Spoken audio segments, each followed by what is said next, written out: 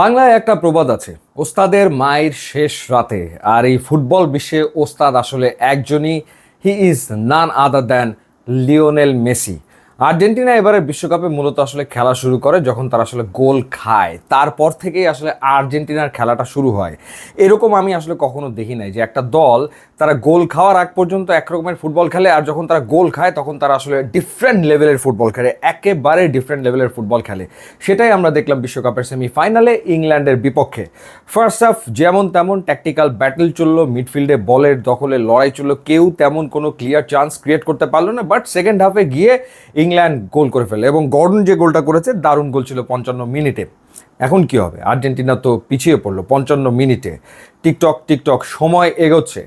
Scaloni কি করলেন? Scaloni total 5টা চেঞ্জ করলেন, টোটাল 5টা চেঞ্জ। এবং তিনি মাঠে নামালেন লাউতারো মার্টিনেসকে, তিনি নামালেন নিকো গঞ্জালেসকে, এরপর নামালেন ডি পলকে, এরপরে নামালেন মন্টিয়ালকে রাইট ব্যাক পজিশনে, বিকজ মলিনা রাইট ব্যাক পজিশনে খুব একটা ভালো খেলতে পারছিলেন না, এবং তিনি এরপরে নামালেন ওটা মেন্ডিকে। টোটাল 5টা চেঞ্জ তিনি আসলে করলেন, এবং আর্জেন্টিনার খেলার ধরন পুরোপুরি আসলে পাল্টে গেল।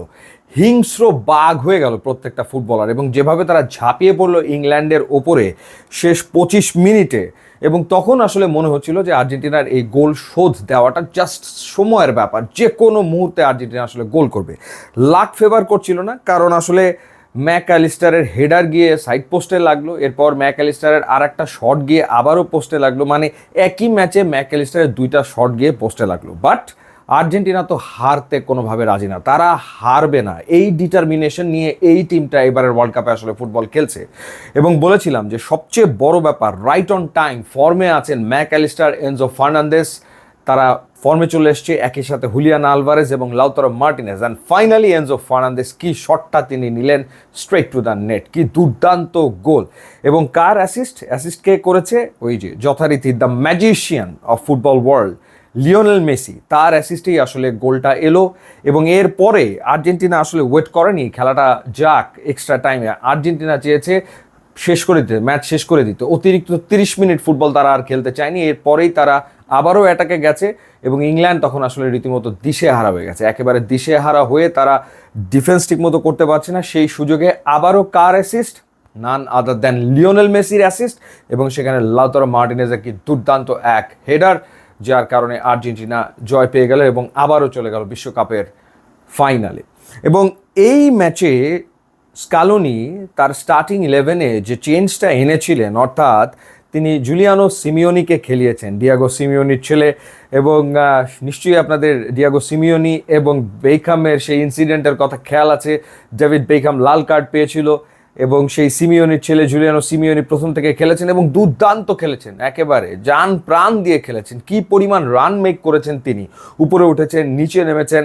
এবং সবচেয়ে বড় ব্যাপার হচ্ছে আর্জেন্টিনার জন্য সবচেয়ে বড় থ্রেট যে ছিল বেলিংহাম, তাকে খেলতে দিচ্ছিলেন না, তাকে আসলে নিষ্ক্রিয় করে রাখার আপ্রাণ চেষ্টা তার ভেতরে আসলে ছিল, এবং সেই কাজটা দুর্দান্তভাবে করেছেন। একই সাথে এনজো ফার্নান্দেস এবং ম্যাকঅ্যালিস্টার ডিফেন্সিভ ওয়ার্কে তাদের যে কন্ট্রিবিউশন, সেটা এক কথায় অসাধারণ ছিল। এবং ডেফিনেটলি ক্রিশ্চিয়ানো রোমেরো, তিনি তো ছিলেন বটে, লিসেন্দ্রো মার্টিনেজও ছিলেন, তারপরেও গোলটা আসলে হয়ে গেছে, সো এটা আসলে হতেই পারে। এবং সেই গোলটা হওয়ার পর আমরা আর্জেন্টিনার এই রূপটা আসলে দেখলাম, যে রূপটা আমরা দেখেছি ইজিপ্টের এগেনস্টে।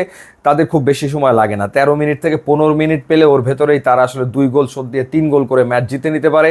সুইজারল্যান্ডের বিপক্ষেও আমরা দেখেছি যে কি পরিমাণ তারা আসলে অ্যাটাকে যখন যাচ্ছে তখন কিভাবে তারা অ্যাটাকে যাচ্ছে। স্কালোনি ঠিক সেই কাজটাই করেছেন, এই চেঞ্জগুলো করে, এবং চেঞ্জগুলো ব্রিলিয়ান্ট হয়েছে।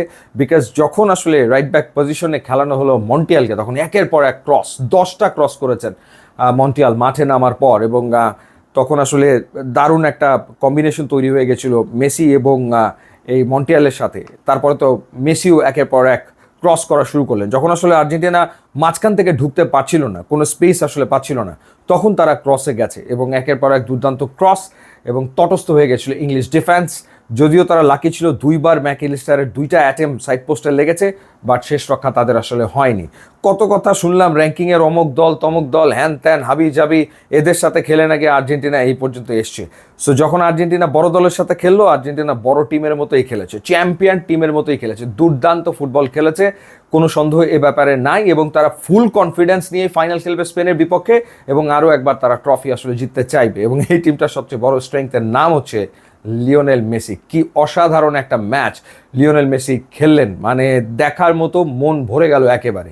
সো আর্জেন্টিনা খেলা শুরু করে যখন তারা আসলে গোল খায়। এবারের বিশ্বকাপে এটাই আমরা আবিষ্কার করছি। ইউটিউব ইনস্টাগ্রাম লিঙ্ক দেওয়া আছে, আপনারা যোগ দিলে খুবই খুশি হব। And thanks for watching.